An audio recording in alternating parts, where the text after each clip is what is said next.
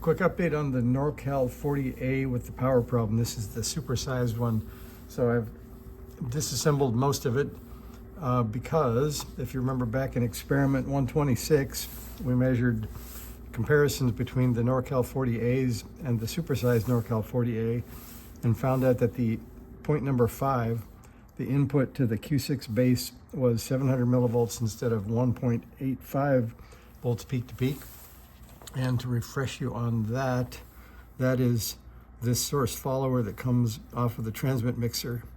And what I found was, here are the quick measurements that I did. So in the circuit, you can see there's not much here. Two 510 ohm resistors, a 0.047, and then the tuned circuit. What I found was instead of putting 30 turns on of 28, I put 28 turns on of 28. So that's going to be the first thing we fix, even if that won't change everything. Everything else looked pretty reasonable. The 510 ohm resistors in circuit measured 504 and 508. The 5 picofarad was marked 5. The 100 picofarad was marked 101. The brown trimmer was in place for this 100 picofarad like the rest. So I think this is the only discrepancy so far. We'll go ahead and see if we can fix that up first, because it has to be right anyway. And it was suggested by somebody, I forgot who now, that I go get a new LCR meter. So I did that also. And let's see if I look right, I believe. A quick look. See, I've got the vice grips out here to keep the board in one place. Well, we do it since we don't have a vice. And the inductor we want is L6. And it is right here. So that is it. There's the resistor and there's L6 right there. So we'll pull that out. I'll open the package with the new LCR meter and we'll see what it measures. And I should clean the tip up, or actually replace the tip. But we're gonna go with this for right now.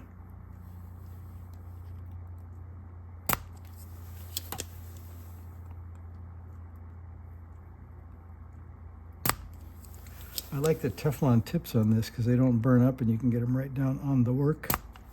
It seems to pull it out pretty well.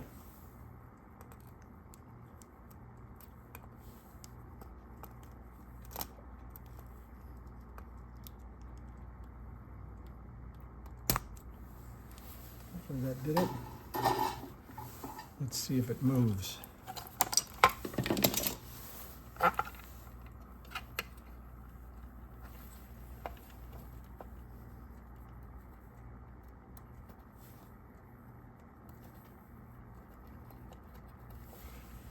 Hit it one more time and see if it pulls through.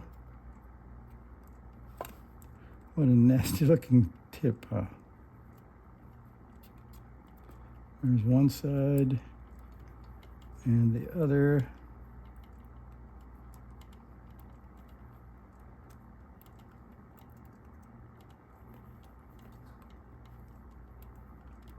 Got it. All right, so that looks like that, and we'll see if you can get a good, whoa, let's not drop it. See if you can get a good picture of that, so you guys can screenshot and count the turns. I think I got 28. We'll see what you guys get. Then,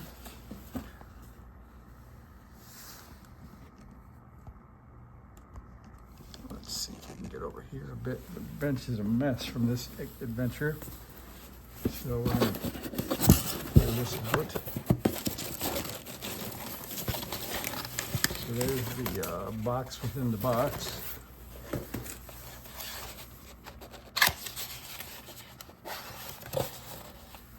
And it says that it is a model LCR 45. And we'll see if it is intuitive. And it comes with the meter and a little battery.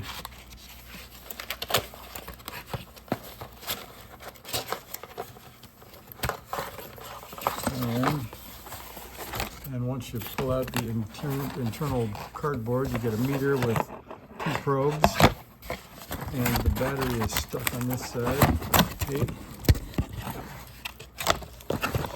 Pull that out, and we'll turn it on first. Oh, it looks like it's already measuring, so that must be a spare battery. That's good. All right, so our menu is admittance. What else do we have here? Capacitor, impedance.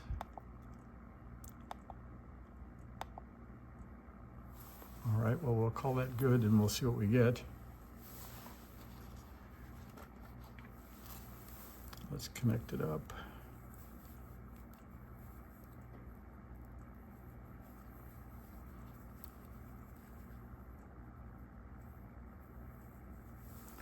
That seems to work. Now, what do we measure here? This says we're doing something at kilohertz, and we've got, what do you think, is that 30 somewhere? Something around 30 something, is that millihenries? So we're trying to look for 3.5 microhenries. Let's see, what do we get?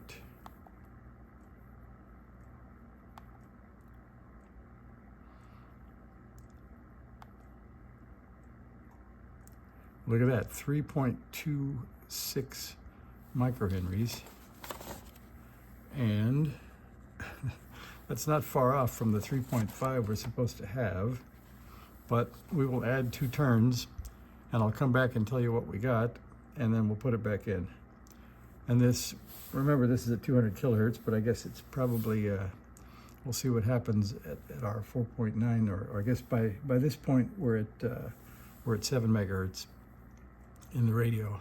So we'll call that good for this time around. I'll go put 2 turns on, we'll remeasure it and put it back in. All right, thanks for watching. See ya.